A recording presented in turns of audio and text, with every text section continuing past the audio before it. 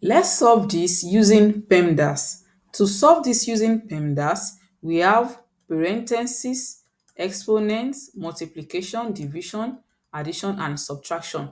That means we are to solve this first, and this will give 4. So the question becomes 88 divided by 22, then times 4. So now, if you say 88 divided by 22 times 4 is 88, this will give 1, but this is wrong.